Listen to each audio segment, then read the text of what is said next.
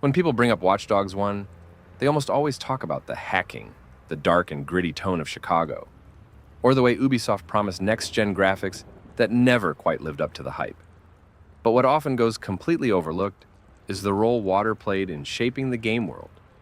Riding boats might seem like a side activity or just a minor feature, but the truth is, it was one of those hidden details that made Watch Dogs 1 feel more alive and unique than most players realized. And as I ride through these waters now, it's the perfect time to revisit how this seemingly small feature gave the game depth and atmosphere that still holds up today. First, let's talk about world building. Chicago isn't just a city of streets and skyscrapers. The rivers and the massive lakefront are part of what defines it, both in real life and in Watch Dogs 1. Ubisoft could have just cut corners and left the water as a decorative background, but instead, they made it explorable.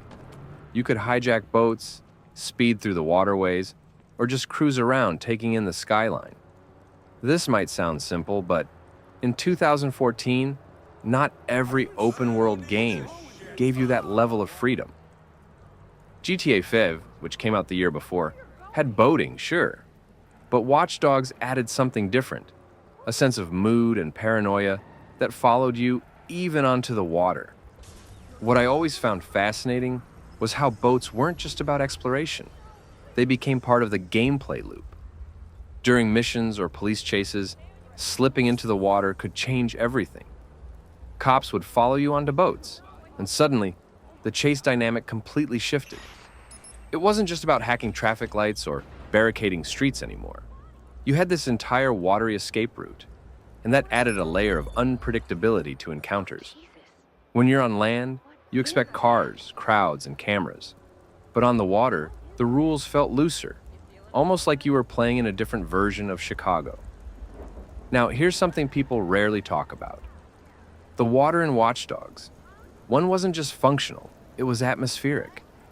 When you ride at night, you get the neon reflections of the skyline bouncing off the waves.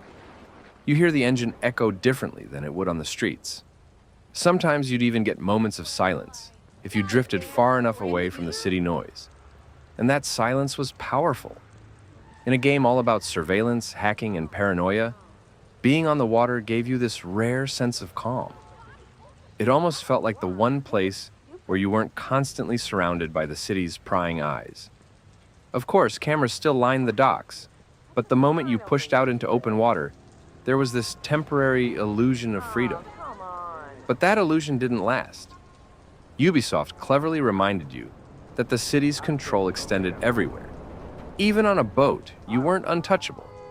The profiler still worked. Cameras could still catch you from bridges or docks. The CTOS network had tendrils reaching out across the whole map. This is where the game's themes really shine through.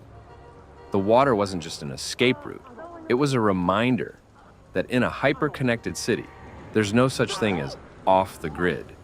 Even when you think you've escaped, the system still finds ways to watch you.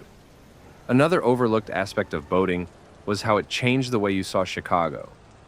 When you're driving on the streets, the city feels tight, crowded, and overwhelming. But from the water, it suddenly feels massive. You see buildings from new angles, you notice bridges, hidden docks, and places you'd never really pay attention to if you were just running missions. The scale of the city becomes more impressive when viewed from the river or lake, and it reinforces that this isn't just a backdrop. It's a living, breathing place. And honestly, let's not ignore how boating gave the game balance. Watch Dogs 1 can feel heavy at times. The story is dark, Aiden Pearce is brooding, and the whole theme of constant surveillance makes you paranoid. But when you take a boat out onto the water, suddenly you get this moment of levity. You can slow down, take in the sights, and just breathe. These quieter moments are what make open-world games special. It's not just about the action or the missions, it's about what you do in between. And for a lot of players, those unscripted moments stick in your memory longer than a cutscene ever will. Now, in 2025, looking back, it's almost wild how forward-thinking Watch Dogs 1 was with this. A lot of games today try to create immersive worlds where every system connects, but back in 2014, Ubisoft quietly gave us this detailed boating system that most players barely scratch the surface of.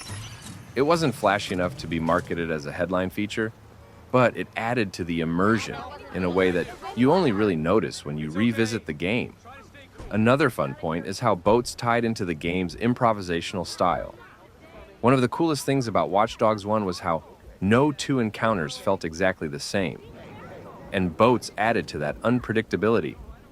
Maybe you're trying to escape cops after a hack gone wrong, and you jump into a boat only to realize the police have their own waiting nearby.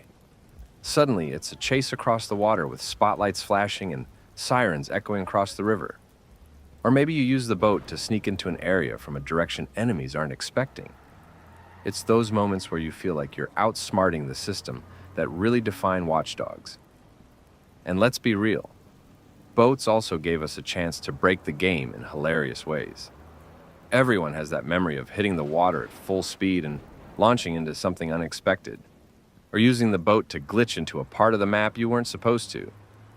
These little unscripted, chaotic moments are part of what make Watch Dogs 1 so fun to revisit, even now.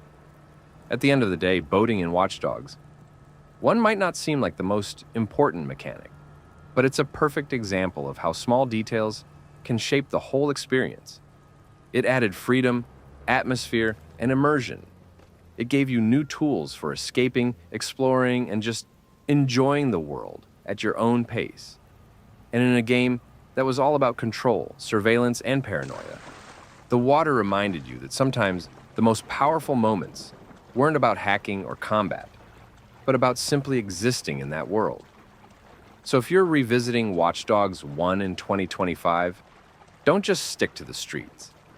Take a boat out on the water, cruise along the skyline at night, race through the rivers during a police chase, or just drift in the silence away from the city.